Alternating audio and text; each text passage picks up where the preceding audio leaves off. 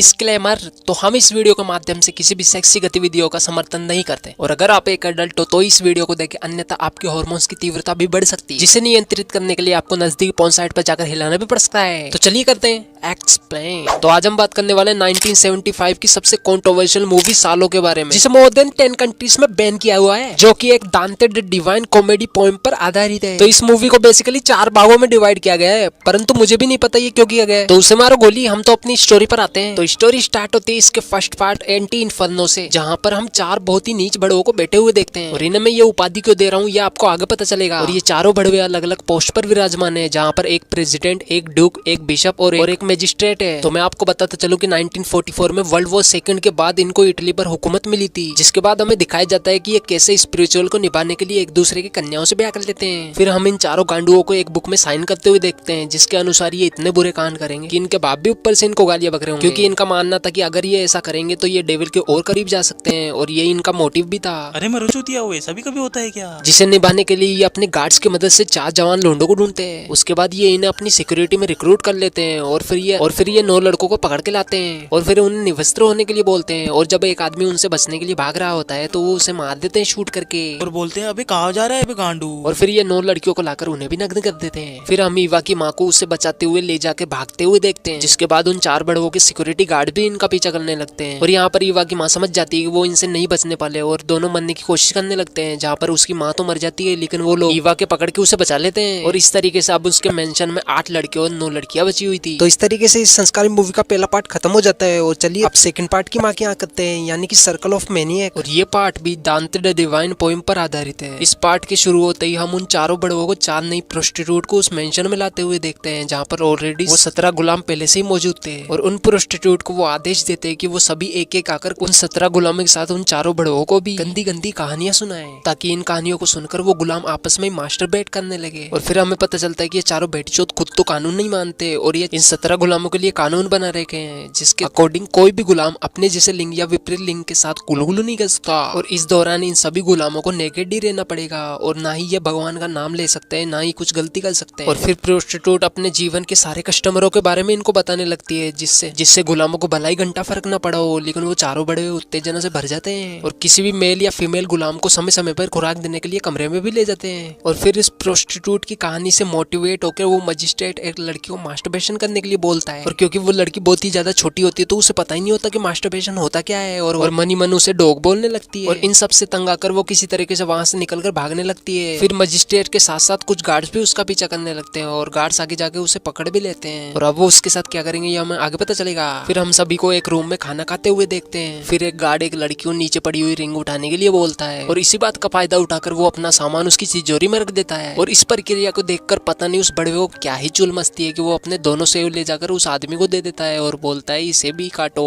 यानी कि समझ रहे हो ना, ये ऐसे वैसे दरिंदे जिनको कोई भी चलेगा, भले वो मेल हो या फीमेल हो। इसके बाद वो चारों प्रोस्टिट्यूट उन चारों बड़वों से कहती है कि इन्हें मास्टरबेट करने की प्रक्रिया हमें सिखानी ही होगी, क्योंकि हम तो पैदाइशी टीचर हैं। और फिर वो एक डमी लेकर आकर फीमेल गुलामों को उनका हिलाने के लिए बोलती है। और फिर हम उसी लड़की को देखते हैं जिसे मजिस्ट्रेट ने मास्टरबेट करने के लिए बोला था, और उसके भाग जाने के बाद गार्ड्स ने उसे पकड़ लिया था। और फिर हम उस लड़की की डेड बॉडी को देखते हैं जिसे उन लोगों ने गला काट कर मार दिया था। और वो सभी गुलामों को वार्निंग भी देते हैं कि अगर किसी ने भी यहाँ से भागने की कोशिश की तो उसका भी असर यही होगा। और फिर हम मजिस्ट्रेट को देखते हैं जो कि अपने कूलों को चेयर पे से उठा लेता है और बोलता है कि अब हमें इसमें से एक मेल और फीमेल को चूज करके उनका ब्याह कराना चाहिए। फिर वो इन दोनों का शुभ मंगल विवाह कर देते हैं और उसके बाद उन दोनों को आपस में गुलगुलू करने के लिए एक रूम में छोड़ देते हैं। और जब वो दोनों इस बात को मानकर गुलगुलू करने लगते हैं तो पीछे से तो उन 4 बड़वों में से 2 बड़वों से रहा नहीं जाता और वो वहां पर आकर उन दोनों को रोक देते हैं। ये तो बड़ी बात हो गई, हाथ आया पर सामान न लगाया। फिर उसके बाद ये दोनों बड़वो उन दोनों के साथ इस क्रिया को संपन्न करने लगते हैं। उसके बाद ये चारों बड़वो उन फीमेल्स गुलामों को डॉग की तरह ट्रीट करने लग जाते हैं, डॉग की तरह खाना खिलाते हैं। और जब एक लड़की नहीं खाती तो उसके खाने में कील मिलाकर उसे खिला देते हैं, जिसकी वजह से उसके मुंह में से भी ब्लड आने लग जाता है। अब हम करते हैं इसके थर्ड पार्ट को एक्सप्लेन, जिसका नाम था सर्कल ऑफ शेट। तो ये वाला पार्ट काफी ज्यादा डिस्कस्टिंग हो सकता है और अगर आप कमजोर दिल वाले हो तो आप इस पार्ट को स्किप कर सकते हो, लेकिन मैं आपको रिकमेंड करूंगा कि आप इस वीडियो को पूरा वॉच करें। तो दोस्तों अब थर्ड पार्ट स्टार्ट होता है, जहाँ पर सिग्नोरा मैगी नाम की सेकंड प्रोस्टिट्यूट आती है और अब वो अपने बारे में सभी को बताने लगती है। वो बताती है कि एक बार उसे अपनी माँ को ही मानना पड़ा था, जिस पर मजिस्ट्रेट बड़वा अपनी अपाइज बुद्धि से बोलने लगता है कि सेक्रीफाइस तो देना ही पड़ता है, इवन लोग बेवकूफ है जो कि माँ को ही सब कुछ अपना मानते हैं। फिर ईवा जिसकी माँ ने मूवी के स्टार्टिंग में अपनी जान का सेक्रीफाइस करके उसको बचाने की कोशिश की थी, अपनी मॉम को याद करके रोने लगती है, जिस पर मजिस्ट्रेट काफी ज्यादा गुस्सा हो जाता है और अब ईवा भगवान का नाम भी लेने लग जाती है, जो कि उन बड़वों की नजरों में एक बहुत ही बड़ा पाप था। और अब गुस्साया मजिस्ट्रेट अपना पजामा खोल के वहीं पर सबके सामने शीट कर देता है और अब वो ईवा को उसे खाने के लिए बोलता है और मजबूरन ईवा को ये डिस्कस्टिंग चीज करनी ही पड़ती है। और इस सीन को देखकर मुझे भी दीपक कलाल की एक लाइन याद आ जाती है,